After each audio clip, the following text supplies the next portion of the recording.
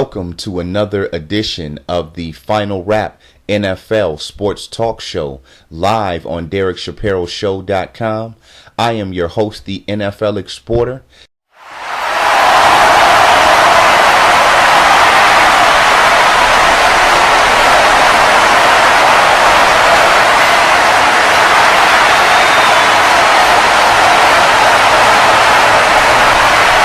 And I'd like to thank you as we're here each and every Tuesday at 7 p.m. Now, before we get into our first segment of NFL and fantasy football action from week 2, let's go ahead and make sure you know how to connect with us online so you can keep up with the latest news and updates. Also, we'd love to hear from you. We have a call-in number as well as an email if you'd like to participate or be a part of the show. Now, for myself, you can find me on Twitter or Facebook at NFLExporter. That is spelled NFLExporter. You can also go to YouTube.com, put in the search engine NFLExporter on Derek Shapiro Show, or you can also click on channels. Simply put in NFLExporter.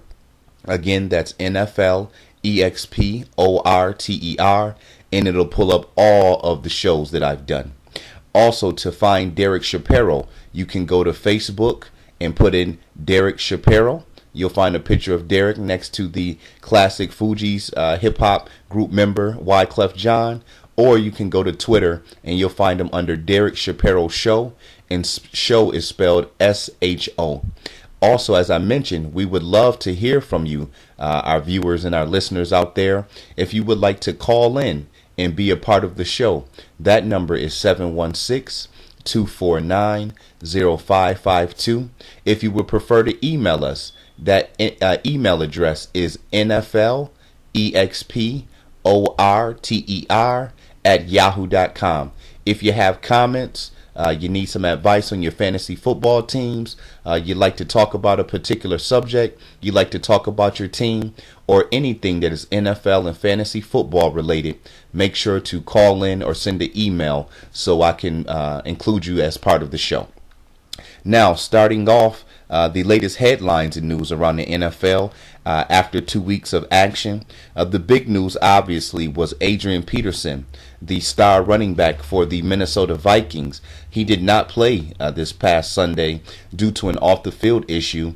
Peterson was indicted on child abuse charges, or I should say disciplining his child in a manner that is seen more than just normal. And so Peterson missed the game this past Sunday against the New England Patriots. Now he has been reactivated. He is scheduled to play this upcoming Sunday against the New Orleans Saints. But we're going to have to see how this one plays out. For those of you who may not know the specifics of it, Adrian Peterson disciplined his 4-year-old son back over the summer in May.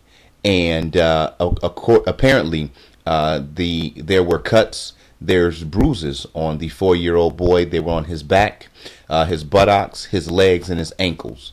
And so Peterson was indicted on those charges. He was arrested, booked, and then bailed out. He has yet to come forward and formally address the media. That's something he's going to be doing in the near future. But obviously, with his court date not until the future, quite sure his lawyer and his team are advising him to try to really just kind of stay hush on the matter, making sure not to maybe say anything that could possibly get him in further trouble. Now, the other biggest news to come from the story is after these allegations, reports are now surfacing that Peterson disciplined one of his other children back in 2013 in a way that was not seen normal or fit as well. And so this is certainly a story that's going to continue to develop. But again, Adrian Peterson, who did not play this past Sunday against the Patriots, is scheduled to play this upcoming Sunday against the New Orleans Saints. His organization just says they would like for the legal system due process to play out before they put any further actions against him. So obviously the NFL has a lot of different things going on, as we're about to continue to talk about. And so we're going to have to see how this one plays out. Next, we had touched on this lightly last week.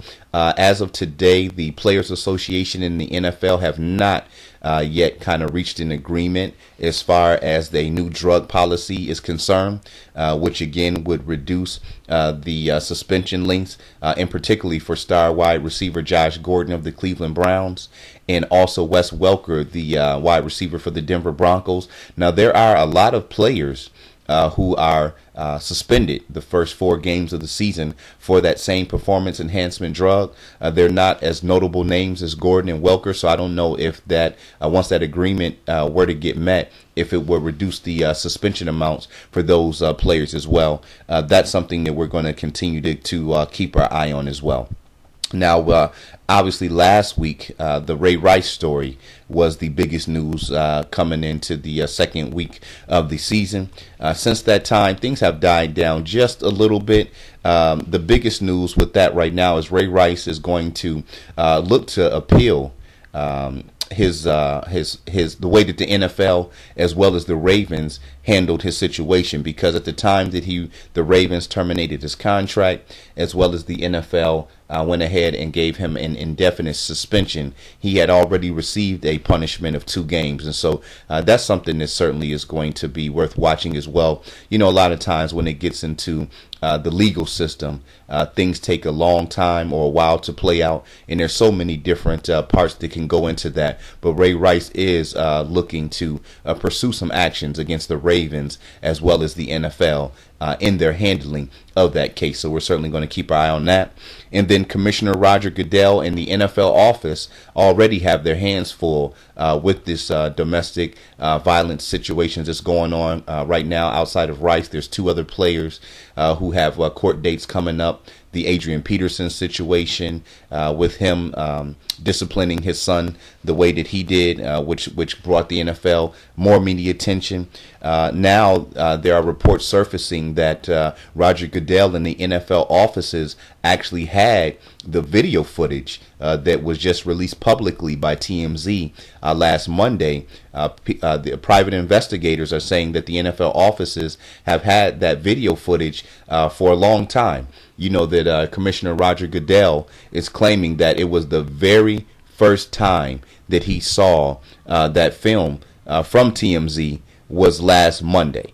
And so that's something else that we're going to definitely have to keep an eye on, because if it comes to find out that the commissioner seen that video footage, that the NFL offices had that footage prior to this past Monday, they're going to end up having to admit that they were liars, and then they're going to become under a whole lot of scrutiny once again, because everybody, and particularly women, are going to be saying, you know, how did you originally see this footage and only give him a 2-game suspension? And so that's something that we've got to watch. Also, there was a quote I seen earlier as well saying that Ray Rice actually told the commissioner that he hit his wife during one of his visits to talk to Roger Goodell while they were, you know, hashing things out and trying to figure out exactly what Rice's punishment is going to be. So we have to watch out for that one to continue to see how that whole situation is going to play out. Also, Jerry Jones, the owner of the Dallas Cowboys, he's got a young woman who is accusing him and filing a lawsuit for sexual assault charges back from 2009. Now, during the incident, the young woman said that basically she cannot remember exactly how things played out because there was a lot of alcohol involved, but she claims that Jerry Jones, the owner of the Cowboys, forcibly touched her butt, touched her breast, kissed her, and touched her private parts, her genitals. So that's another situation that we're going to have to keep a close eye on. Jerry Jones and his lawyer came out immediately and said that these allegations are completely false, they're untrue, that this young lady does not have proper evidence. And so that is going to be something else that we're going to keep our eyes on, because right now the NFL is definitely under a lot of scrutiny. People are watching very closely to see how they handle these cases. I mean, we have a star running back who was indicted on charges of child abuse. We have the Ray Rice situation with domestic violence, also Greg Hardy of the Carolina Panthers and Ray McDonald of the 49ers. Both of those players have the same domestic violence. Now, I don't know if their cases are exactly like Ray Rice. That basically pushing your mate or pushing somebody you're in a relationship with. There's so many different things that can be considered domestic violence. So we'll have to keep an eye on that. We're talking about an NFL owner having a lawsuit filed against them for sexual harassment, and then the league office itself coming under a lot of pressure because reports are surfacing that they seen the Ray Rice and had the Ray Rice video footage well before last Monday. And then also the NFL was trying to hash out new drug policies to basically raise the level and thresholds in which players would perform. And I think this is something else where you may see a lot of people unhappy. Again, myself, I do not agree with this. I do not believe that it's fair that if there are rules in place and players don't follow these rules, when you make new rules, I don't see how you can go back in time and apply it to those players.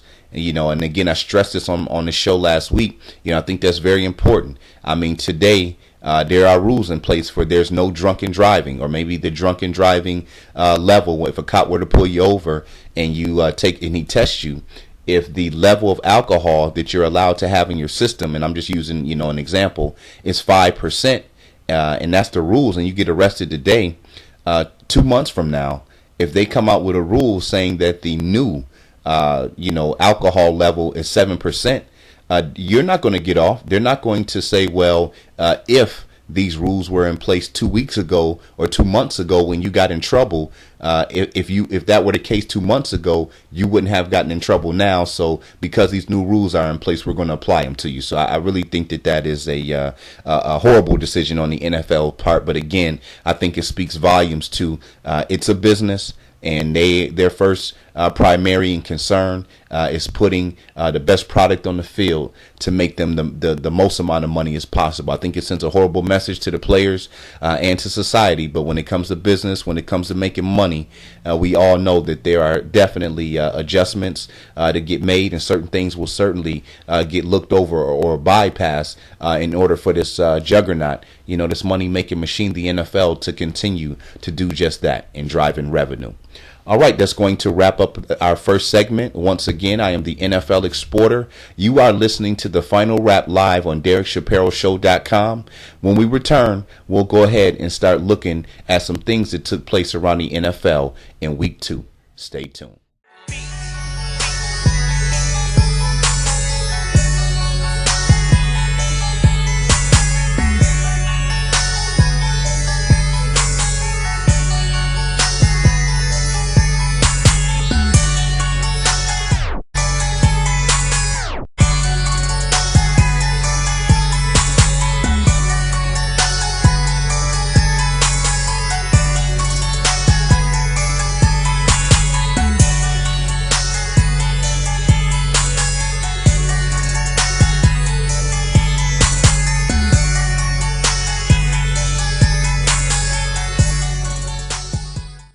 Welcome back to the Final Wrap NFL Sports Talk Show. I am your host, the NFL Exporter, and you are listening to DerekShapiroShow.com. Now let's hop into some fantasy football and take a look at this week's top performers as well as this week's underachievers. For those of you listening to the show for the first time, every week we take a look at the top 5 fantasy football players from each respective position. Then we also look at the top 5 duds, as we call them, our underachievers. Leading the way at the quarterback position was Aaron Rodgers of the Green Bay Packers.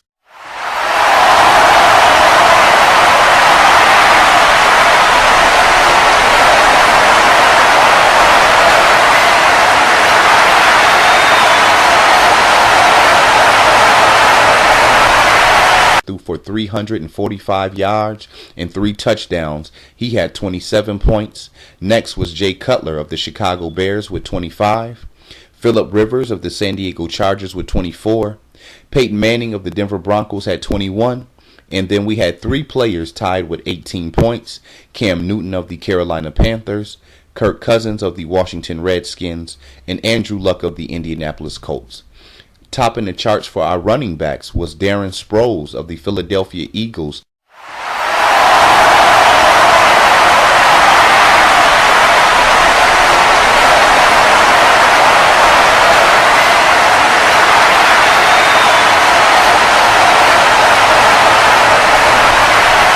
Had a monster game on Monday Night Football with 7 catches for 152 yards. Also had a rushing touchdown that gave Sproles 23 points. Next was Giovanni Bernard of the Cincinnati Bengals with 22. Next was Niles Davis for the Kansas City Chiefs with 21. Ahmad Bradshaw of the Indianapolis Colts also had 21. We had 3 players tied with 20, that being Arian Foster of the Houston Texans, Alfred Morris of the Washington Redskins, and DeMarco Murray of the Dallas Cowboys. Rounding out our top 5 was Bobby Rainey for the Tampa Bay Buccaneers, had 144 rushing yards. Coming in, topping the charts for our wide receivers was Jordy Nelson of the Green Bay Packers.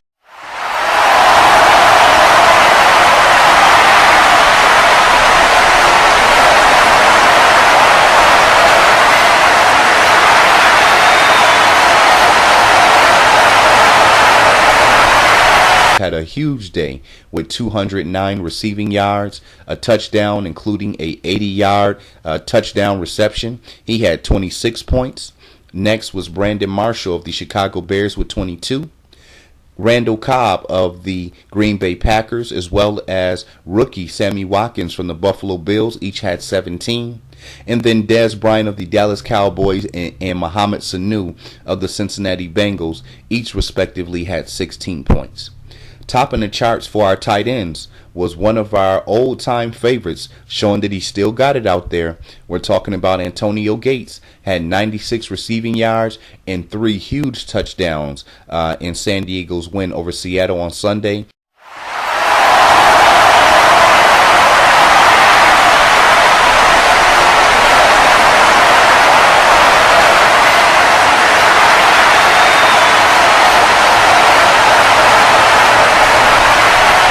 That gave him 27 points. Jimmy Graham of the New Orleans Saints had 23. Delaney Walker for the Tennessee Titans had 20. Niles Paul of the Washington Redskins had 15. And veteran Owen Daniels had 14 points as he scored 2 touchdowns for the Baltimore Ravens. Taking a look at our defenses, leading off the way was the New England Patriots, who racked up 6 sacks, 4 interceptions, forced a fumble, blocked a field goal, picked that field goal block up, and ran it in for a touchdown. The Patriots defense had 27 points.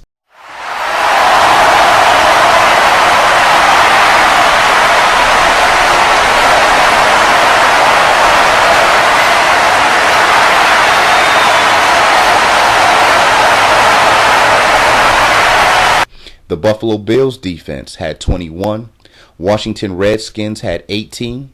The Arizona Cardinals, who got a big punt return from Ted Ginn Jr., helped them to get 17 points. And the Carolina Panthers defense continues to be stingy. They had 13 points. Taking a look at our kickers, starting off the list was Dan Bailey for the Dallas Cowboys. He had 19 points.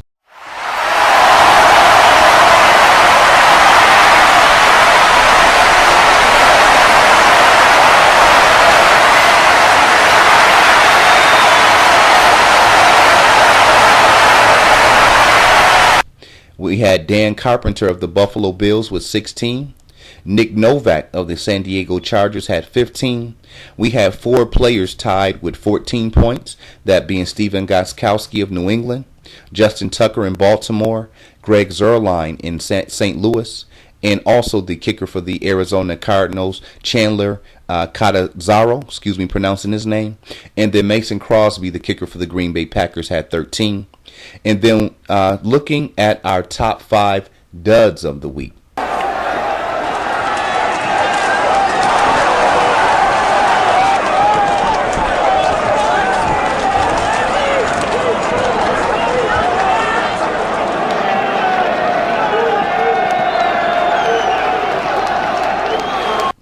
Yes, this is our players who underperformed and did not live up to expectation or do well. Starting off the list, Drew Brees of the New Orleans Saints had 15 points. I know that is pretty good for most quarterbacks, but for Drew Brees, that is certainly not the production that we're accustomed to seeing him put out. Andy Dalton was only able to manage 14 points against a mediocre Atlanta Falcons secondary. But I will say for Dalton, he was without a couple of his weapons. A.J. Green, his star wide receiver, did not play. He was playing without starting tight end Tyler Eifert, who he lost last week to an injury. And also his number 2 wide receiver Marvin Jones is out. So obviously Dalton, once he can get all his weapons back healthy, has a lot more upside. Matthew Stafford had 13 points. Now, I will say for Stafford, Calvin Johnson, his main target and the best wide receiver in the NFL, dropped a touchdown. So that would have helped Stafford's numbers out tremendously. Nonetheless, he only had 13 points. Tony Romo continues to struggle. He only had 11 points. Colin Kaepernick really had a horrible game. He had 4 turnovers, really hurt his numbers. He only had 11 points. And then Tom Brady has yet to surpass 12 points this season in fantasy football. Another disappointing game. We thought that he would really do well against a young Minnesota Vikings secondary. He only had 9 points. And then Matt Ryan, who was our fantasy football leader for everyone last week, laid a dud with 9 points. That certainly won't cut it. For the running backs, how about Monty Ball of the Denver Broncos? Now, he had 80 all-purpose yards. That's pretty good. He did have some goal line carries, but considering the circumstances, he's got to do much better. He's on that high-powered Denver Broncos offense, and he's got to find some ways to get in the end zone when Denver gives him the football inside of the 10-yard line. Eddie Lacy, this is the second straight week that he was not able to get past 5 points. Now, he did have some tough matchups against Seattle last week. The Jets have one of the better run defenses, but still, Eddie Lacy was a top 5 to 6 pick in fantasy football, and he only has 9 points through 2 weeks. That certainly is not what you expect for him. Shane Vereen only was able to get 4 points. You figured this was a favorable matchup for him against the Minnesota Vikings. You have Matt Forte was only able to muster up 3 points, played a very stout San Francisco defense, so certainly want to take that into consideration. Reggie Bush, we warned you about him last week, has not produced in his first 2 weeks of football, only had 2 points. And Jamal Charles, who went down with an ankle injury, his owners have to be livid. After leading the NFL with 19 total touchdowns last year, he was the only player in the NFL to score in every single game. Charles, for the second straight week, was not able to eclipse more than 2 points. He actually scored none this week, leaving with an injury in the first quarter. Taking a look at our wide receivers, I mentioned Calvin Johnson of the Detroit Lions. Now, 83 points. That is good. 83 yards, which is 8 points. That is good for most wide receivers. But for Calvin Johnson, dropping that touchdown, we're just not accustomed to seeing him doing that. Matthew Stafford laid it right on his hands, and as Megatron went to the ground, was just not able to retain possession. If he makes that catch, that would have put him over 100 yards and a touchdown, which are certainly the standard for Calvin Johnson. How about Percy Harvin, who got away with one? Now, he had ended up with 8 points, but ironically, or somehow, some way, I should say, on his touchdown run, he stepped out of bounds. And the NFL league rules have in place that every touchdown, it doesn't matter when and where it happens, is reviewed. And for him, his play did not get reviewed. And so he has 8 points, but really he shouldn't have even had that because he stepped out of bounds twice clearly on his touchdown run. You even seen a referee point to where he stepped out, but that touchdown play was not reviewed. That, again, is something else that the NFL is going to, really be looked at as far as, how does that happen? How does it slip through the cracks that a player obviously stepped out of bounds who scored a touchdown and that play was not reviewed? Larry Fitzgerald continues to be a disappointment. Now, granted, the Arizona Cardinals do have a backup quarterback right now in Drew Stanton since Carson Palmer is out. But nonetheless, when it comes to fantasy football, we're not looking for excuses. We're looking for winners. And Larry Fitzgerald, for the second straight week, has not been able to get over 5 points. A huge disappointment thus far.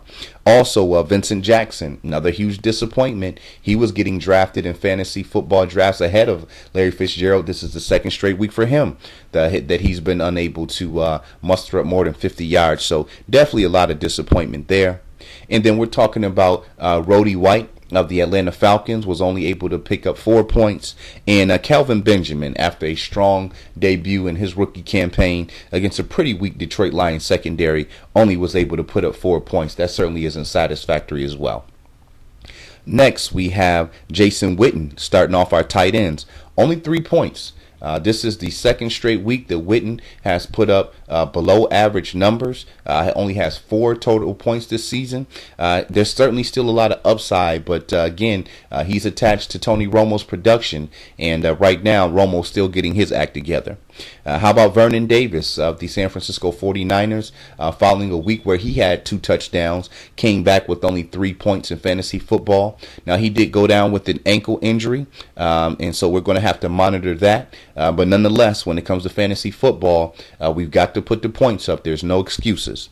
We're going to take a look also at Rob Gronkowski of the New England Patriots. Again, this was a matchup against a subpar Minnesota Vikings secondary where he should have been able to excel. But again, Tom Brady didn't put up the numbers, and so Gronkowski, pretty much his numbers were attached to that. Dennis Pitta of the Baltimore Ravens, he's supposed to be the main tight end. However, it was the other tight end, Owen Daniel, who had 2 touchdowns. I know that had to drive Dennis Pitta fantasy football owners crazy. And then Charles Clay of the Miami Dolphins, another below average game, only 3 points. The Dolphins have got to find a way to get Charles Clay involved. He's a big time playmaker. They failed to do that yet. Also, I forgot to mention for the running backs, another failure was Noshawn Moreno of the Miami Dolphins after coming off 134 yards and a touchdown last week against New England. He got injured the first play of the game. Unfortunate for him, but again, if you had him in your fantasy football lineup, he afforded you 0 points. And I'm quite sure for a lot of people, just like Jamal Charles and a lot of these players who I mentioned with these low numbers, it hurts. It hurts your fantasy football team, and I'm quite sure it resulted in a loss. When we look at some kickers who underachieved, Mike Nugent of the Cincinnati Bengals came out, missed 3 field goals. That certainly won't cut it. That's a lot of points he missed out on. Matt Bryant of the Atlanta Falcons didn't have a lot of opportunities, but following 18 points last week, only 5. How about Shane Graham of the New Orleans Saints? He only had 6 on that high-scoring offense. We've got Robbie Gould of the Chicago Bears. They scored touchdowns, so he only had 4 points. And then Steven Hauschka, who was a top 5 kicker in fantasy football this year, only 3 points. That certainly won't cut it. Then we're looking at defenses who underachieved. The Seattle Seahawks, you always expect for them to do well, -1. Miami Dolphins played a second-string quarterback in E.J. Manuel, only had -1. The Pittsburgh Steelers, that defense is in some big trouble. They've got to figure out a way to get it together. They didn't score any points at all. You had the Denver Broncos defense, only able to score 2 points. They've brought over a lot of playmakers for their defense in the offseason, didn't pay any dividends against KC. And then you have 5 teams tied with 4 points, and particularly Green Bay at home against the Jets, and Tampa Bay at home against a third string quarterback against the Rams. 4 points is just not going to cut it.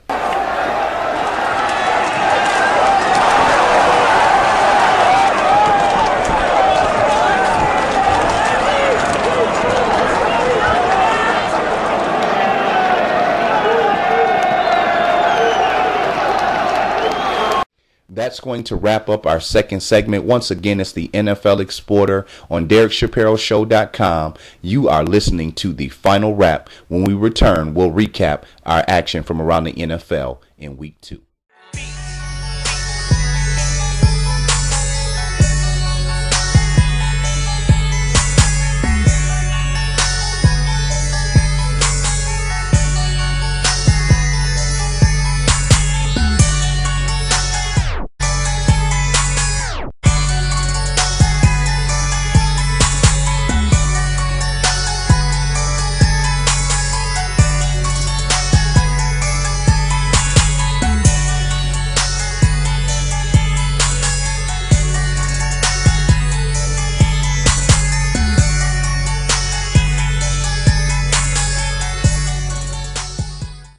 you for returning to the Final Wrap NFL Sports Talk Show on DerekShapiroShow.com. As always, I'm your host, the NFL Exporter, and let's go ahead and jump into Week 2. Let's do the final wrap. Let's recap all of our action from Week 2. In the Thursday night football game, we seen the Baltimore Ravens dominate the Pittsburgh Steelers 26-6. For the Baltimore Ravens, running back Bernard Pierce had 96 rushing yards. Joe Flacco hooked up with tight end Owen Daniel for 2 touchdowns. This game really took a turn on the Pittsburgh Steelers' second drive of the game. The Ravens were able to force a fumble, which led to a Baltimore touchdown. And from there, Baltimore pretty much seized control of the game. Running back Le'Veon Bell continued to look impressive for Pittsburgh with 96 all-purpose yards.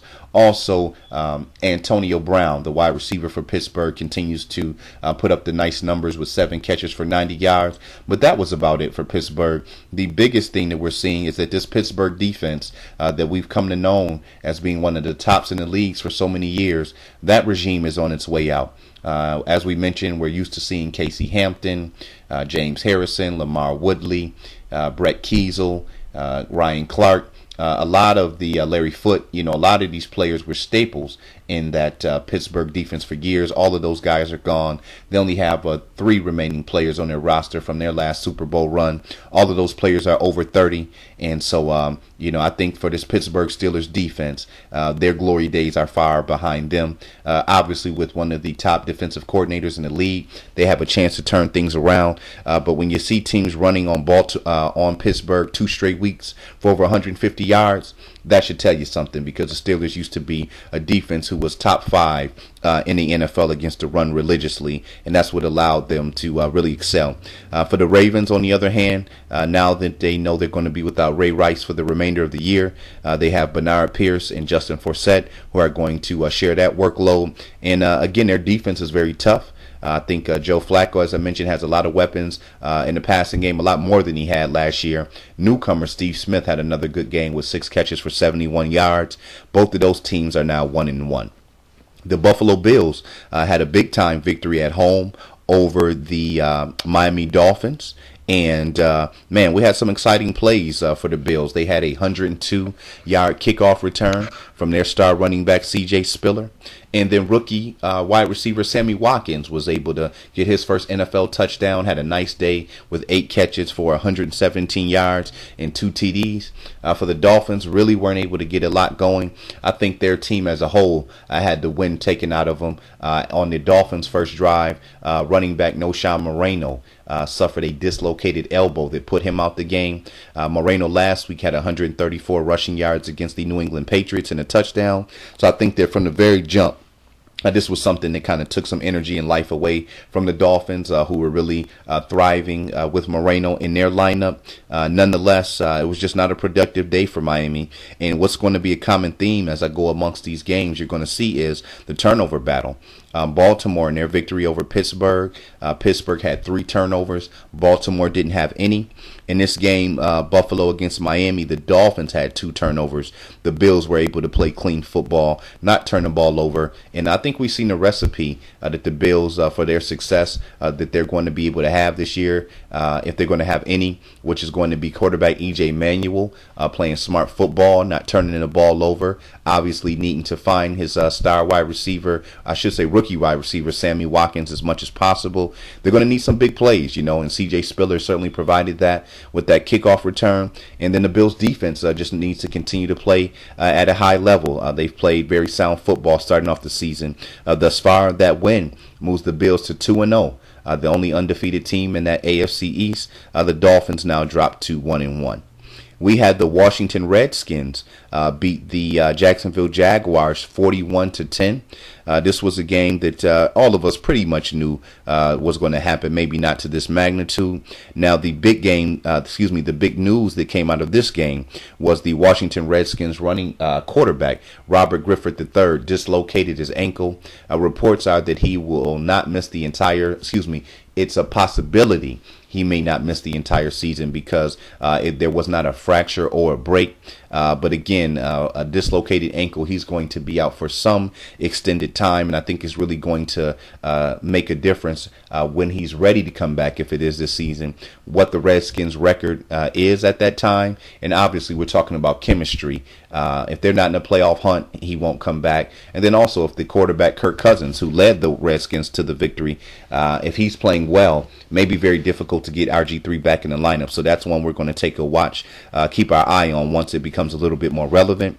As I mentioned, backup quarterback Kirk Cousins, 250 passing yards, 2 touchdowns. Running back Alfred Morris had 85 rushing yards and 2 TDs.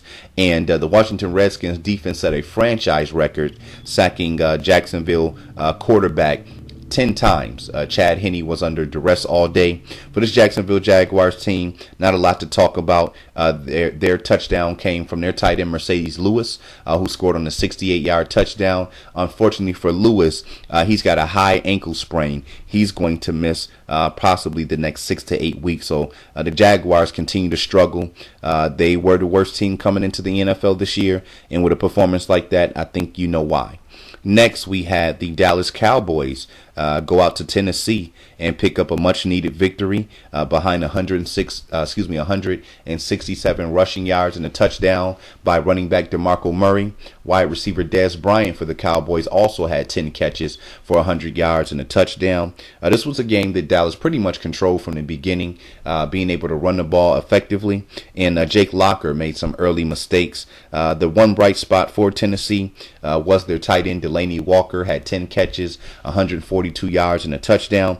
But this Tennessee Titans offense, as we spoke on, right now they're struggling to run the football, which is a problem because Jake Locker in that passing game doesn't have the firepower to keep up with teams. Also to note from this game, you've seen Dallas dominate the clock with 41 minutes of time of possession.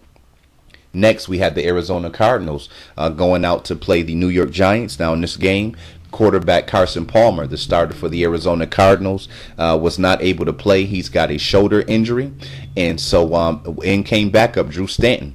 And again, I'm going to tell you the score of this game. It was 25-14. That means that Arizona won by 11.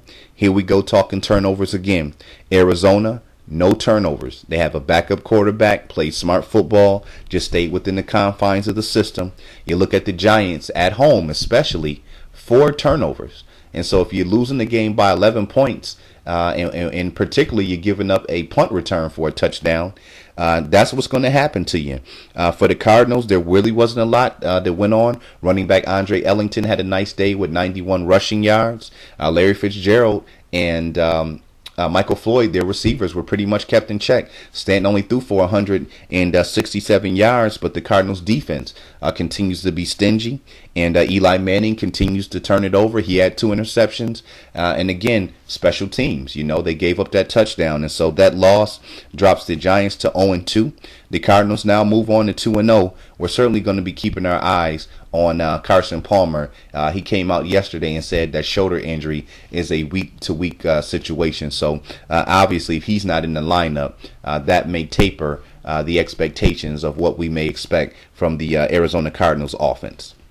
Next, we have the New England Patriots, who went on the road and got a victory against the Minnesota Vikings. Now, again, the Vikings played without Adrian Peterson. I don't think if he was there, it would have resulted in Minnesota winning, but it certainly would have gave them a much better opportunity to do so. Now, in this game, here we are again. The Patriots, no turnovers. The Minnesota Vikings, 4 turnovers. And so, very costly for the Giants and the Vikings playing at home, playing teams that are better. But when you turn the ball over, and again, in this game, special teams was a key. For the Patriots, they blocked a field goal and ran it in for a touchdown. And so you see that when in these games, for teams who are not that good, you cannot give the ball to the other team, give them extra possessions, and you've got to be sound in your fundamentals when it comes to special teams. Nonetheless, in that game, Stephen Ridley led the way for the Patriots on the ground with 101 yards, rushing, and a touchdown. Julian Edelman continues to be Tom Brady's favorite target in the passing game. He racked up 81 yards and a touchdown. For that, in that game, you now have the Patriots moving up to 1-1. The Vikings are also 1-1. Next, we had the Cleveland Browns with a big-time victory at home over the New Orleans Saints. When we talked about this game last week, we talked about the troubles that the Saints have playing outside on grass surfaces, how they're inconsistent playing away from that Superdome, how Drew Brees has struggled on the road in his last 7 road games, and that trend continued. Here we are, especially if you're a road team. You cannot turn the ball over. You look at Cleveland winning this game by 2 points. New Orleans had 2 turnovers. Cleveland didn't have any. And that makes a difference in a ball game. Now, we also taking a look at this New Orleans Saints defense. The Saints did come out and put up 24 points on the road, although it puts extra pressure on the defense with those 2 turnovers. But last week they scored 34 points in Atlanta, and the defense is unable to hold up their end of the bargain thus far. We thought that Rob Ryan had this defense turned around. It's only 2 games in the season. We're going to have to see something else from New Orleans, or we can't consider them a Super Bowl contender right now with the way that their defense is playing and their inability to win on the road.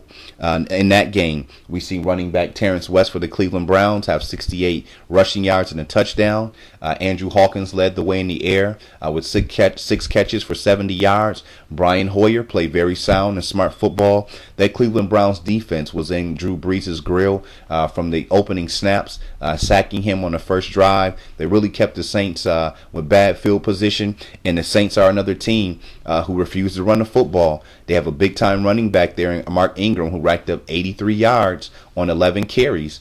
So you're figuring this guy's getting 20 carries. He would have been well over the 100-yard mark to help to eat up some of that clock and be a little bit more ball control. But we know that Drew Brees and that offense loves to air it out, and sometimes it's to their own chagrin.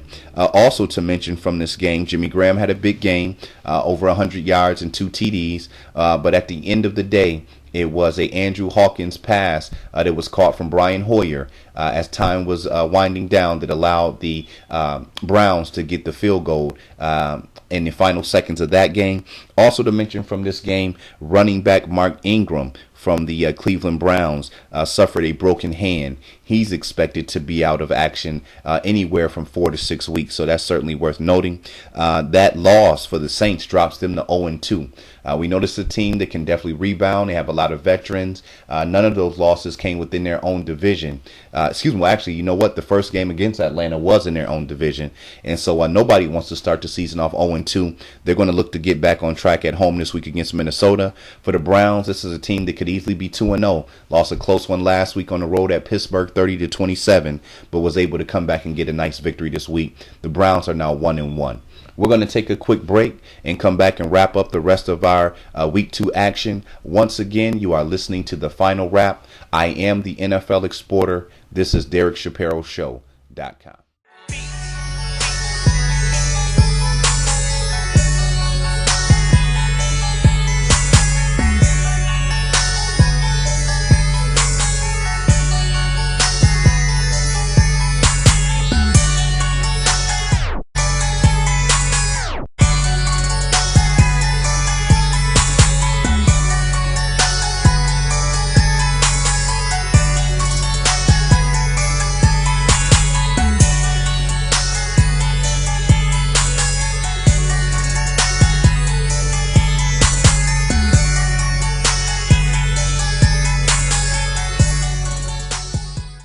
Welcome back to the final wrap with the NFL Exporter live on DerekShapiroShow.com.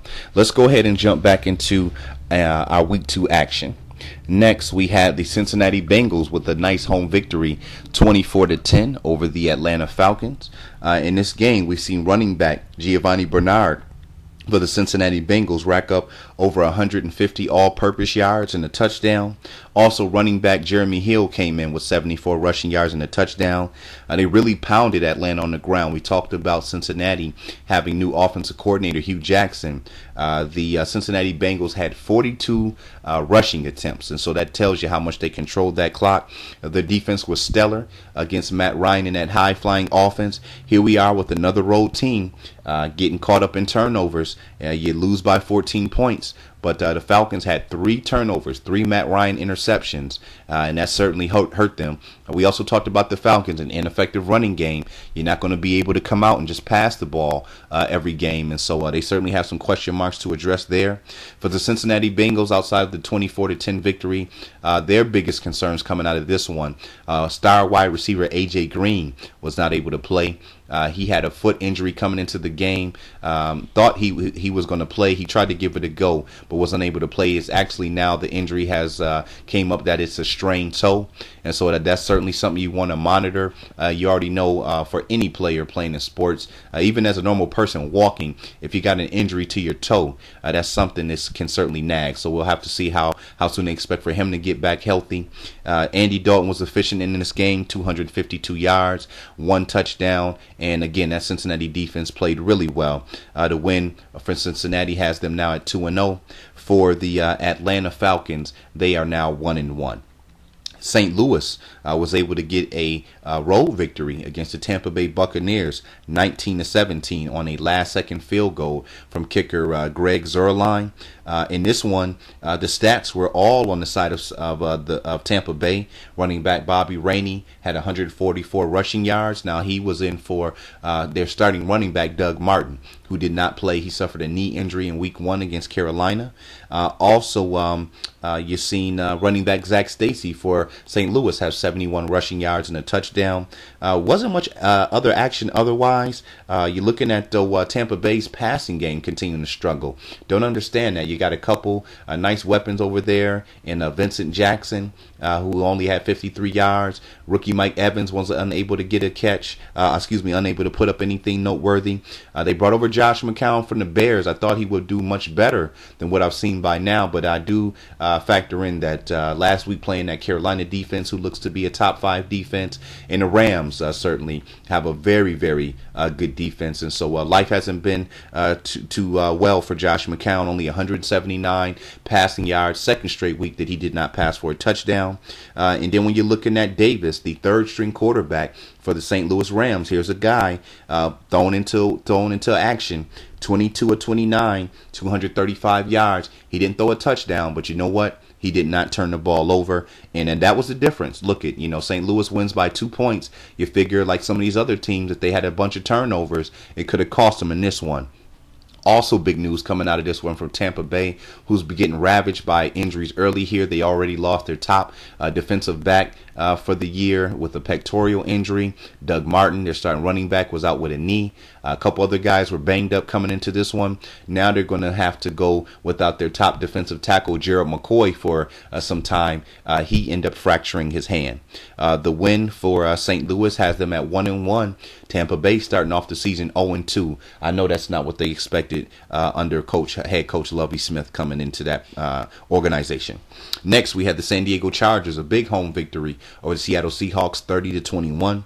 In this one, Phillip Rivers was absolutely on point. He had 284 yards passing, 3 touchdowns, no interceptions. We talked about Antonio Gates. A lot of people felt that he was on his last leg after the game. Gates made a very valid point, saying that last year he ranked 3rd amongst tight ends, and so he showed that he still has it. Had 96 receiving yards and 3 big touchdown catches, and all 3 of his touchdown catches were really spectacular. I mean, he really stretched his body out.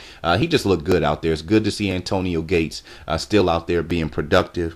For the Seattle Seahawks, the biggest thing that you noticed in this one, we talked about recipes and formulas to beat in Seattle. It's stopping Marshawn Lynch in the running game, causing them to basically come out of their identity. Russell Wilson is certainly a capable passer, but when they're not running the ball effectively, which sets the tone with beast mode, they're a different team.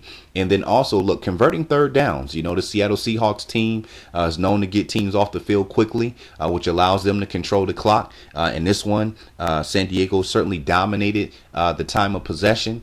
And so I didn't see them stopping Lynch as much as Lynch not being involved. Only had 6 carries in that game, which is completely uncharacteristic of Seattle. But sometimes you get caught up in how the game flows. And if you get behind early, that also factors in. This was a very good game, though. Very close, as I mentioned. Maybe it could have been a little more of an advantage for San Diego if it had not been for Percy Harvin scoring a touchdown in which he stepped out of bounds. But overall, you just seen Seattle not playing the football that they're accustomed to playing. And then also, the Seahawks have a lot of bravado. They boast arguably the best secondary in the NFL. And they have some top-notch players back there with Richard Sherman, Earl Thomas, Cam Chancellor. Now, look, off of 1 week of football, we're not going to change how we feel about Seattle. They still play quality football. Just ran up against a team who played more physical, which is something that's rare to see. And there was a lot of pride that went into this one. Again, the Seahawks, they are a Super Bowl champion. They blew out San Diego in the preseason 42-6, and they talk a lot of trash. They back it up, but San Diego was up to the challenge this week. They went at Richard Sherman early and often. I think that set the tone, and they just played good football. A big loss for San Diego coming out of this one. Running back Ryan Matthews sprained his MCL. He's probably going to be out of action anywhere from 4 to 6 weeks. Nonetheless, San Diego is now 1-1. Seattle is also 1-1 on the season as well. Next, we had the Houston Texans come out to Oakland, and they beat the Raiders 30-14. And this one wasn't much to talk about. Arian Foster continues to look good as he's returned to the football field. Second straight week, he was able to get over 25 carries. He had 138 yards and a touchdown. That Texans defense continues to be dominant under new defensive coordinator Romeo Cornell. They gave rookie quarterback Derek Carr enough trouble that he was inconsistent. How about J.J. Watt catching a touchdown pass on a goal line opportunity for the Texans? That was pretty impressive there. We've never seen him line up on the offensive side of the football. And for the Texans, they were just able to control this thing from the outset. Again, Derek Carr did have 263 passing yards, but 2 interceptions. And those turnovers definitely costly. On a good note for the Raiders, wide receiver James Jones did have 7 catches for 119 yards and a TD, but ultimately this was a game that the Texans were just the superior team. To note from this game, running back Maurice Jones-Drew did not play with a hand injury. We'll certainly be watching week to week to see when he's planning on returning. The Texans are now 2-0. The Raiders are 0-2. You certainly hope that things aren't going to start sinking soon for the Raiders. Frustration set in as veteran safety Charles Woodson came out after the game and said that the Raiders suck. And so it's only 2 games into the season. I don't know what Woodson's expectation was with a rookie quarterback starting. I know that there was hope in Oakland with all the veterans that they brought over. It looked good on paper. But again, this franchise is been stuck in its losing ways for a while. And you certainly hope that locker room doesn't start getting divided early in the season with Woodson making a comment like that. Next, you had the Green Bay Packers playing the New York Jets. And you know what? Like the Seahawks in Green Bay, they played on Thursday night in opening week in week 1. Both of those teams came out sluggish. It was a 10-day layoff. The Packers got down early in this one, 17-0. We talked about it on the show. Green Bay continues to struggle in pass protection. I had mentioned how the Jets don't have the best offense. They don't have the best secondary, but their front 7 definitely stops the run and can get after the quarterback. And that's what you've seen early. They got a lot of pressure on Aaron Rodgers, made him extremely uncomfortable in the pocket. Nonetheless, as we talked about in this game, they had enough opportunities. Geno Smith and that offense were not able to capitalize on a huge lead.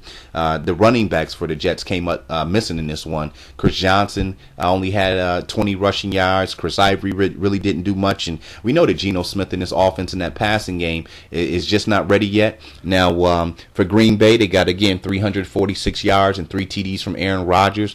They weren't able to run the football. Ultimately, in this one, you just seen the better quarterback at the end of the day make the plays with his receivers. Other than that, this was a pretty even matchup. Now, to note from this game, there was a big play at the end where the Jets had an opportunity to tie it up. Geno Smith actually threw a touchdown pass to his wide receiver, Jeremy Curley, but someone on the Jets sideline called a timeout, which negated the touchdown and the Jets were unable to convert on that next play. And so that was huge there. Also, the Jets wide receiver Eric Decker, who had 63 yards and a touchdown through 3 quarters, came up lame on a hamstring. We're going to watch him on a week-to-week basis as well. We've seen the Denver Broncos get an impressive, well, I won't say impressive, they did what they needed to do at home against the Kansas City Chiefs, winning 24-17. Peyton Manning was his normal self, 252 yards, 3 touchdowns. For the Broncos receivers, we've seen Emmanuel Sanders have 108 receiving yards, but they're going to have to do a better job running the football, Denver. It seems like they're out of the blocks early as far as effectively running the football. For the Kansas City Chiefs, running back Niles Davis had 79 rushing yards and 2 touchdowns. Obviously, the big thing coming out of this game was their star running back Jamal Charles going down with a high ankle sprain. His return to the football field is unknown at this time. Those things take a while to heal, so that's a big blow to them. They also lost safety Eric Berry to a sprained ankle. The Chiefs had a chance to tie this one close to the end of the ball game. Were on the 5-yard line, but unable to punch it in. The loss drops Kansas City to 0-2. The Broncos are now 2-0. We've seen the Chicago Bears beat the San Francisco 49ers 28-20 on Sunday Night Football. Brandon Marshall had 3 touchdown catches. Jay Cutler had 4 touchdown passes. It was really Colin Kaepernick who gave this one away for San Francisco. The Niners had a 17-0 lead with about 5 minutes left before halftime. Kaepernick threw an interception that led to the Bears cutting that lead to 17-7. Kaepernick also fumbled the football and had 2 big interceptions in the second half that ultimately allowed for Chicago to get the win. That loss drops the Niners to 1-1. Chicago now improves to 1-1. And on Monday Night Football, we had an exciting game. As we predicted, we seen the Philadelphia Eagles beat the Indianapolis Colts 30-27. Nick Foles had 331 passing yards, 1 touchdown, 1 interception. Andrew Luck chipped in 172 passing yards and 3 TDs. But Darren Sproles was the star of this game with over 200 all-purpose yards, had a rushing TD, 152 receiving yards. He's really been the star player for that Eagles team the first 2 weeks. That win by Philadelphia gets them up to 2-0. The Colts are now 0-2, and they're going to have to figure out some things, but they play Jacksonville this week. Obviously, an opportunity for them to rebound and get back on track. That is going to be the final wrap for your Week 2 action in the NFL. Once again, I'm your host, the NFL Exporter. You are listening to DerekShapiroShow.com. Make sure to call in 716-249-0552. Find me on Twitter at NFLExporter. Everybody, enjoy Week 3 of NFL football, and I'll see you again next week. Once again, the NFL Exporter, the final wrap, signing out, 1100.